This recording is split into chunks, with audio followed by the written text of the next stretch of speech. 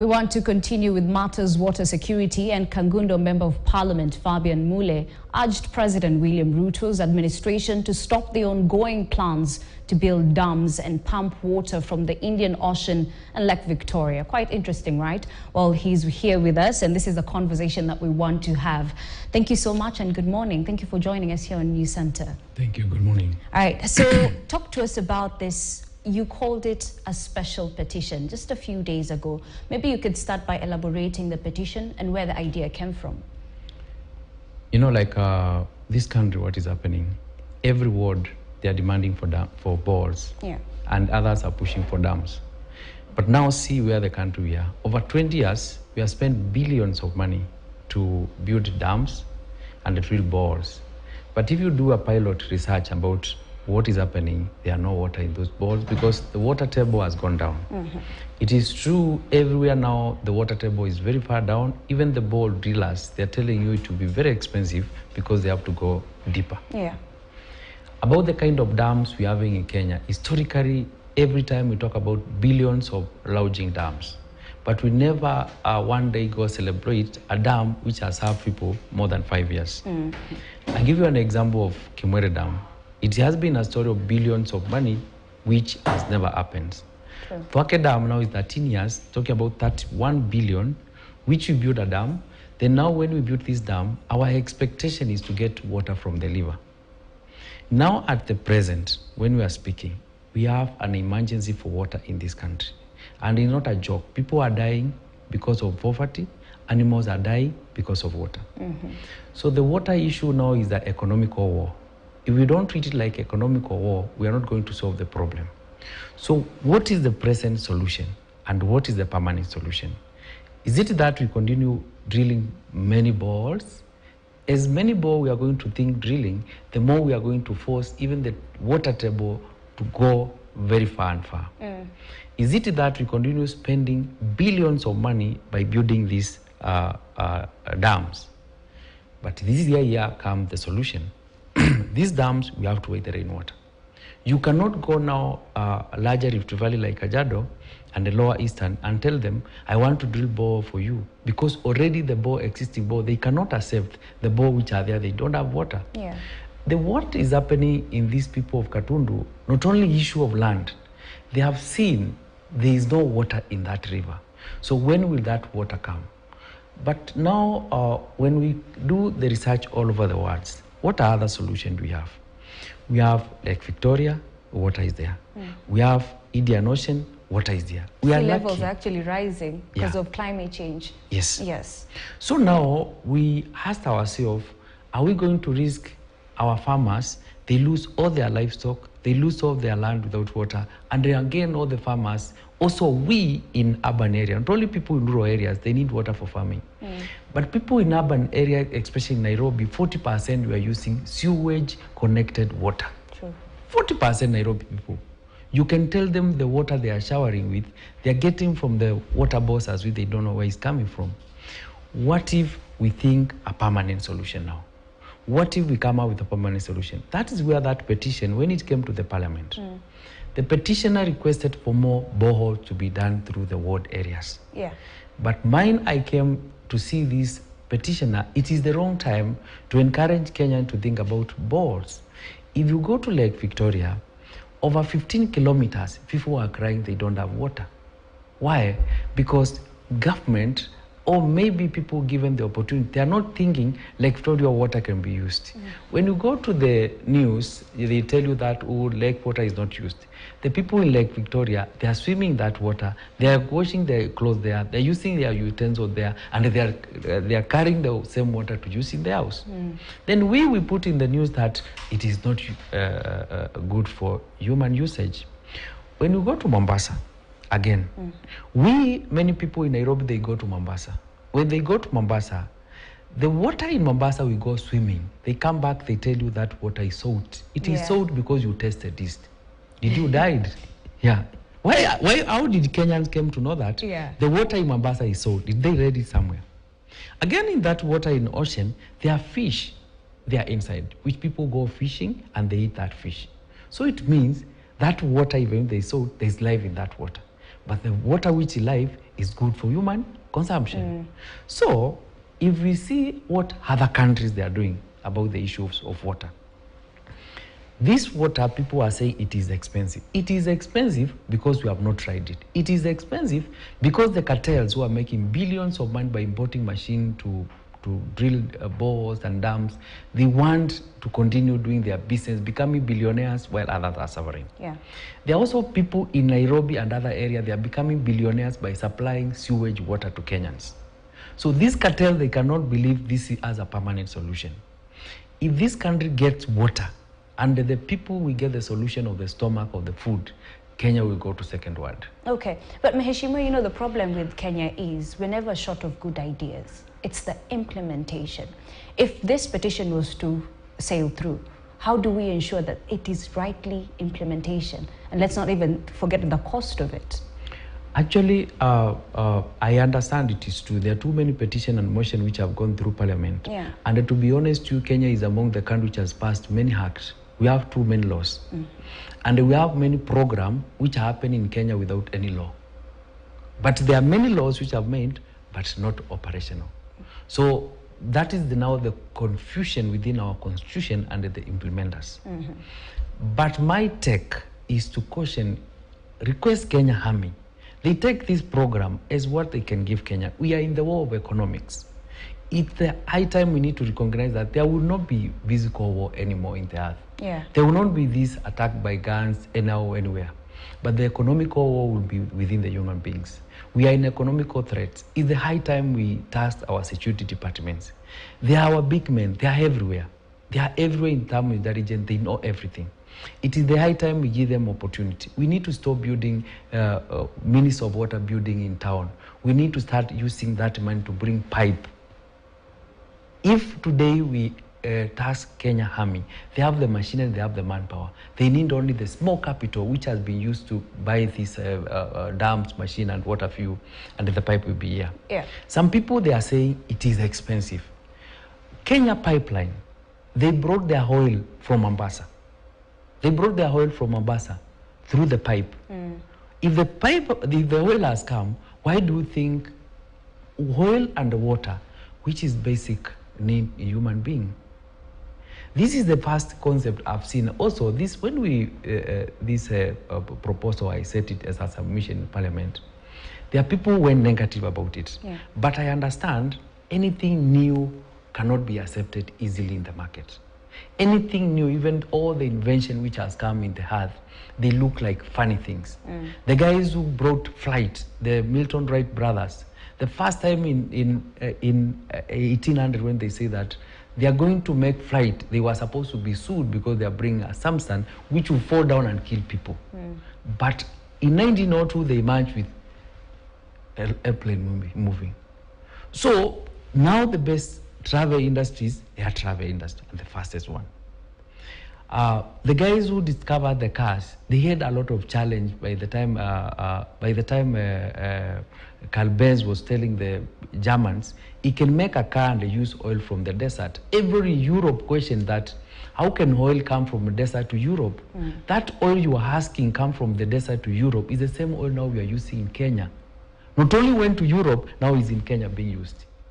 If you see the fiber, it has passed through that ocean. It is here in KTN. We are using it. Yeah. So let's remove this impossibility of saying that cannot be done. It can be done. It's on that we need to accept, put it in the table, analyze it, do logistics of the country. If we analyze the logistics of the country, if the water can be piped and we have centers for desalination of the water, desalination of water is very easy. It requires psychology of osmosis. Actually, even before within a big commercialization supply Kenya with ocean water, the Indian, they have made small machine for desalination water. They are selling even $2,000. The people in Mombasa, even they can buy that machine, compress their water and use in house usage. So they are $2,000, $3,000, you can buy your machine for reverse osmosis. That is the desalination oil done. So because we are doing commercial, we need that only to buy the machine and to have the senders. The water coming from Mombasa, We make centers. When we make the centers, that is where we can do purification of the water. And we'll have solved the problem of agriculture. We'll have solved the problem of water usage. And again, we'll have solved the problem of electricity. Every time, electricity becomes expensive because there's no water. Now they are selling 25 shillings per point. It was 18 bob. They are telling us because there is no water, the dam has gone down. If to build a factory from partial electricity is expensive, we have existing factories of electricity. But what about pumping the water again from ocean, put in those dams, and to give people cheaper electricity? Also, that one we cannot do. You know, Mheshimiwa, people tend to judge what they cannot understand. And it's what you said, you know, even earlier on, when different inventions were coming through, so many people did not understand. But with time, people get to understand the benefit of it. But you talked about something very important, and that's long-term solutions. As it is, what we're facing in our region, we've missed 5 rain seasons. The 6th one is still unpredictable. Water levels have gone down. We're seeing fires in forests. All these are, you know, what we would be depending on to get water. So just to sort of divert, just for a few minutes, the issue of long-term solution with the ongoing drought, do you think we are taking the right steps towards fighting this drought? No. To be honest to you, like, there's no one with the contract of rain. There's nobody can come tell you, my contract with the rain come next week. My contract with the rain come next year. It might even go 5 years. There are countries in desert, they stay even 7 years, no rain. So when we now say that we are expecting the rain 3 months, 2 months, 1 month, are we going to live as human beings, people with brain, to be predicting rain, to wait only the rain to come? So we cannot, you cannot as a country bank with unknown. We must have a specific point where we are saying, from this point we are walking point A, going to point B. So it is the high time we say that rain will come.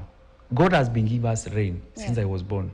So we cannot caution him, why are you not giving rain now? The same God who is giving rain is the same God who is making the sun to come. So he has his own thinking. Maybe I'm not that deep to understand why it came to be dry, why it came to be rain. But here comes me and you and the other person in Kenya who are suffering. Are we going to bank on what? The rainwater, or to bank on the water which we can see? The one that we can see. Yeah. All right. Still on the issue of water, you know, as it stands right now, I think around 28 million Kenyans lack access to safe water. We are equally saying this number could go higher because of the situation that we're in. But let's talk about the preparedness. How is our preparedness from where you see it as a member of parliament? Historically, the speed which this country is running away, direction which is not going to make the economy move. Kenya, we are a third world country. And being a third world country, we are putting everything for politicians. We forget they are technocrats of this country. The moment we need to use our technocrat, this country will move. All politicians, they have been taxed like the MP is supposed to do that, the MC is supposed to do that, the government is supposed to do that. We need to tax these other government organs. We need to tax them in terms of human sociology, human economical factors. Like, for example, many countries, they are used to their big guys. The big guys in this country, you cannot run away from our army. These guys, they can help the country, given the chance. We cannot say that they have the knowledge of us, they know everything, they know every corner. And actually, we always think like politicians are the ones who are supposed to drive this economy to the other one. There are some things this country, their basic must be done. One is water, second is infrastructure. Second is infrastructure. The moment we forget thinking like the Chinese who are coming to build the road here, the moment we stop thinking they are the one who can build super highways, that is the time we realize that we have also people who can do it. But they always ask, they are running us to come and build. But that is not the issue. We need to ask, what is the priority? Was it a priority to build a superhighway in Nairobi to do decongestion, or there were other factors we should have followed. Yeah. If we wanted to decongest Nairobi, we can say that let's remove all the government offices from Nairobi. If you take the Minister of Education to Kiserian, take the Minister of Grace to Joska, take the Minister of Foreign Affairs to Kiambu, take the Minister of Agriculture to Kikuyu, build small road along the road, super good roads. All the development along the road will come. Many people, they always come to town center chasing the government offices. So you'll have spread the country economy because of planning. Just a one city, you spread the economy wisely, you collect more revenue than just thinking to build this superhighway at this edge of this country. So that's why we say that Kenya people have good ideas, but we do what is called mixed confusion in terms of implementing the priorities. Yeah. If we want to decongest Nairobi, you cannot, Kenyans, we want to decongest Nairobi, not to bring cars in parking Nairobi. By telling that you don't bring cars in Nairobi, we are not telling people you want to collect the parking fee. You are saying that you don't have money. You want to collect the parking fee, and you are telling people not to bring the cars in town. We are decongesting. You need to think on terms of planning. What is making many people come that place? You spread the priority you are making people to come. Then you leave just town center for commercial business. Nobody, it won't be that busy. So it is high time this country we consider the other units of government to work with them in terms of making this country to go the second one. Yeah. Kenyans are very educated. Kenyans are very educated. But today will be tomorrow, the other day will be the same. So it is the high time we have preparedness about the planning and the economy of the country. The person who is in Turkana, the person who is in Kajiado, the person who is in Kangundo, the person who is in Nyeri, he need to feel the tarmac load like the person in Nairobi. Okay. And that's why you are elected, Mheshimiwa. You know, we need people like you to bring that change that is much needed. So then what's your next step? To be honest to you, I'm pushing first the agenda of water. I'm having another agenda which I have to push in this country. We are spending a lot of money. This will be my next topic. They'll call me a name they want to call. We are spending a lot of money to go to buy waste of European countries.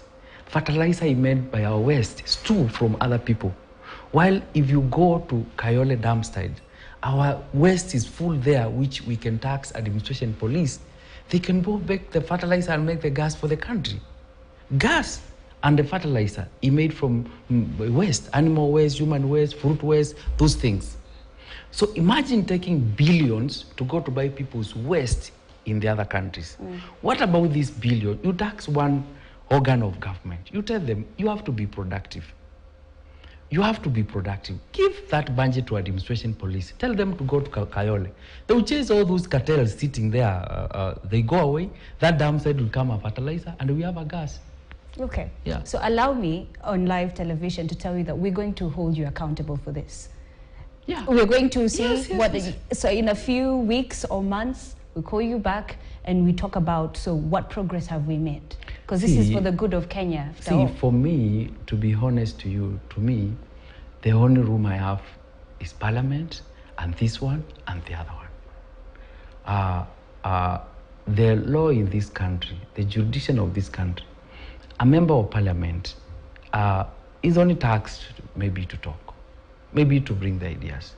But there are, I'm telling you, there are big guys somewhere who wish they can buy these ideas. They can spare us a table and tell us, how do you think administration police can make a fertilizer and gas in this country?